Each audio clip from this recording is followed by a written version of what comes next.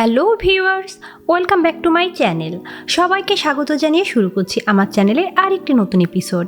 কেমন আছেন সবাই? আশা করি সবাই খুব ভালো আছেন। আজ আমি আপনাদের সাথে শেয়ার করব কোনো রকম ওভেন ও বিটারের ঝামেলা ছাড়া বাসায় থাকা উপকরণ দিয়ে বাচ্চাদের জন্য মজাদার ও হেলদি হরলিক্স কেক রেসিপি। এই কেকটি বাচ্চাদের জন্য খুবই হেলদি একটি কেক আর খুবই ভিটামিন সমৃদ্ধ, যা আপনারা ঝটপট তৈরি করে বাচ্চাদের বিকেলের নাস্তায় বা স্কুলের টিফিনে দিতে পারেন। তো কথা না বাড়িয়ে চলুন শুরু করা যাক মূল রেসিপিতে। তার আগে একটি কথা, আমার আরেকটি channel baby food gallery BD চ্যানেলটি, সেখানেও কিন্তু বাচ্চাদের রেসিপি সহ বিভিন্ন রেসিপি শেয়ার করা আছে। চাইলে আপনারা সেই চ্যানেলটি ঘুরে দেখতে পারেন এবং ভিডিওগুলো ভালো লাগলে চ্যানেলটি সাবস্ক্রাইব করে পাশে থাকবেন। যারা এখনও আমার চ্যানেলটি সাবস্ক্রাইব করেননি, প্লিজ চ্যানেলটি সাবস্ক্রাইব করুন এবং পাশের নোটিফিকেশন বেল আইকনটি ক্লিক করে রাখুন আমার নতুন নতুন ভিডিওর আপডেট পাওয়ার জন্য। কোনো রকম বিটার ও ওভেনের ঝামেলা ছাড়া এক ডিমের হরলিক্স কেক তৈরি করার জন্য এখানে আমি একটি মিক্সিং বল নিয়ে নিয়েছি। এর মধ্যে অ্যাড করে দেব একটি ডিম। আমি একটি ডিম ভেঙে নিলাম। ডিমটি যদি ফ্রিজে থাকে তাহলে অবশ্যই ডিমটি আধা ঘন্টা আগে বের করে রাখবেন। ডিমটি অবশ্যই রুম টেম্পারেচারের হতে হবে। এখন ডিমের মধ্যে অ্যাড করে দেব 1/4 কাপ চিনি। আমি এখানে রেগুলার চিনি ব্যবহার করলাম, কোনো রকম গুঁড়ো চিনি ব্যবহার করার প্রয়োজন নেই। এখন এমন একটি হুইস্কের সাহায্যে আমি ডিম ও চিনি খুব ভালোভাবে মিশিয়ে নেব। ততক্ষণ মিশাতে থাকবো যতক্ষণ না ডিমটার কালারটা চেঞ্জ হয়ে হালকা ফোমি ভাব চলে আসছে। চিনি গলে গিয়েছে এবং ডিমের কিন্তু কালারটাও চেঞ্জ হয়ে গিয়েছে এবং হালকা একটু দেখুন ক্রিমি ভাব চলে এসেছে। আমি মোটামুটি কিন্তু 5 মিনিটের মতো বিট করে নিয়েছি। এখন আমি পরবর্তী উপকরণ অ্যাড করে নেব। অ্যাড করে দেব 1/4 কাপ সয়াবিন তেল। সয়াবিন তেল দিয়ে আমি আলতো হাতে মিশিয়ে নেব। সয়াবিন তেল দিয়ে আমি জাস্ট আলতো হাতে মিশিয়ে নিয়েছি। এখন আমি সমস্ত শুকনো উপকরণ অ্যাড করে দেব। এখানে আমি 1/4 কাপ চকলেট হরলিক্স নিয়ে নিয়েছি। যেহেতু এটি হরলিক্স কেক, অবশ্যই মূল উপকরণ থাকবে হরলিক্স। অ্যাড করে দেব 2 টেবিল চামচ গুঁড়ো দুধ। এখানে একটি আমি চালনি নিয়ে নিলাম। এর মধ্যে অ্যাড করে দেব 1/2 কাপ আটা। এখানে আমি 1/2 কাপ লাল আটা ব্যবহার করছি, যেহেতু আমি বাচ্চাদের জন্য কেকটি তৈরি করছি আর আমি চাচ্ছিলাম কেকটি অনেকটা হেলদি হোক। আর লাল আটার পুষ্টিগুণ সম্পর্কে তো আপনারা জানেন। দিয়ে দেব 1 চা চামচ বেকিং পাউডার ও 1 চিমটি লবণ। এখন এই শুকনো উপকরণগুলো আমি চেলে নেব। আমি শুকনো উপকরণগুলো সমস্ত চেলে নিলাম। এখন আমি সমস্ত শুকনো উপকরণ আলতো হাতে মিশিয়ে নেব আর এর মধ্যে অ্যাড করে দেব 1 টেবিল চামচ পানি। আপনারা চাইলে এই পানির পরিবর্তনে কিন্তু তরল দুধও অ্যাড করতে পারেন।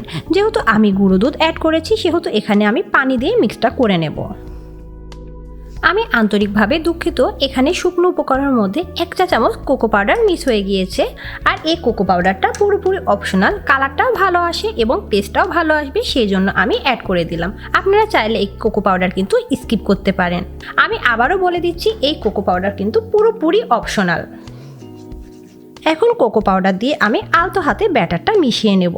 আর এখানে পানির অনুপাতটা আপনাদের বাটারের ঘনত্বের উপরে ডিপেন্ড করবে। আমি যে এখানে আপনাদের 1 টেবিল চামচ পানির কথা বলেছি সেটা না, আপনাদের ব্যাটারের ঘনত্বের উপরে আপনাদের 2 টেবিল চামচও পানি লাগতে পারে। এখন আমি আলতোভাবে মিশিয়ে নেব। হরলিক্স কেকের ব্যাটার রেডি। এখানে একটি ঘন একটি ব্যাটার হবে, কিছুটা কনডেন্স মিল্কের মতো। এখানে আমার কিন্তু 2 টেবিল চামচ পানি লেগেছে। আপনারা এই পানির পরিবর্তনে 2 টেবিল চামচ তরল দুধও ব্যবহার করতে পারেন। এখানে আমি লম্বা একটি কেক প্যান নিয়ে নিয়েছি আর কেক প্যানের মধ্যে ভেতরে আমি তেল ব্রাশ করে একটি বেকিং পেপার বিছিয়ে নিয়েছি তলানিতে। এখন আমি ব্যাটারটি এই কেক মোল্ডের মধ্যে ঢেলে দেব। সমস্ত ব্যাটার আমি মোল্ডের মধ্যে ঢেলে নিয়েছি। এখন কয়েকবার ট্র্যাপ করে নেব। আর যেহেতু কেকটি আমি চুলায় বেক করব, সেজন্য পরবর্তী স্টেপ আবার চুলাতে। এখানে আমি 5 মিনিট আগে চুলায় একটি মোটা তলাযুক্ত পাত্র গরম বসিয়ে দিয়েছি আর পাত্রের ঢাকনার যে ছিদ্রটা আছে সেটি আমি কটন বাডের সাহায্যে বন্ধ করে দিয়েছি। পাত্রের মধ্যে দিয়ে দিয়েছি একটি স্ট্যান্ড আর এই স্ট্যান্ডের উপরে আমি কেক মোল্ডটা বসিয়ে দেব।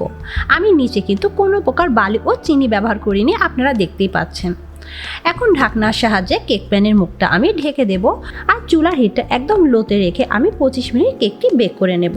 তো ফিরে আসছি 25 মিনিট পরে। ফিরে এসেছি 25 মিনিট পরে আর আমার কেকটি হতে কিন্তু 25 মিনিটই সময় লেগেছে। আমি 25 মিনিট পরে কেকটি কিন্তু প্যান থেকে বের করে নিয়েছি। আপনাদের ক্ষেত্র বিশেষে চুলার হিট কম বেশির কারণে একটু কম বেশি সময় লাগতে পারে, এতে ঘাবড়ানোর কিছু নেই। 25 মিনিট পরে আপনারা চেক করে যদি দেখেন কেকটি হয়নি, তাহলে আরও 5 মিনিট সেক্ষেত্রে রেখে দিতে পারেন। এখন আমি কেকটি মোল্ড আউট করে নেব। আর এখনও কেকটি কিন্তু প্রচুর পরিমাণ গরম রয়েছে। আমি নাইফের সাহায্যে কেকের চারের সাইডটা আলগা করে নেব। আমি নাইফের সাহায্যে কেকের চারি সাইড আলগা করে নিয়েছি। এখন আমি কেকটি মোল্ড আউট করে নেব। আমি কেকটি মোল্ড আউট করে নিয়েছি আর নিচের যে বেকিং পেপারটি দিয়েছি আমি সেটি উঠিয়ে নিচ্ছি। আর দেখতেই পাচ্ছেন কেকের নিচের সাইডটা কতটা সুন্দর হয়েছে, আর কেকটা কিন্তু মোটেও বিন্দু পরিমাণ পুড়েও যায়নি। কেকটা আটা দিয়ে তৈরি, অথচ কেকটা কতটা স্পঞ্জি হয়েছে আপনারা হয়তো বুঝতেই পাচ্ছেন। আমি আপনাদের চেপে দেখাচ্ছি যে কতটা স্পঞ্জি কেকটি হয়েছে। এখন আমি কেকটি আপনাদের কেটে দেখাচ্ছি।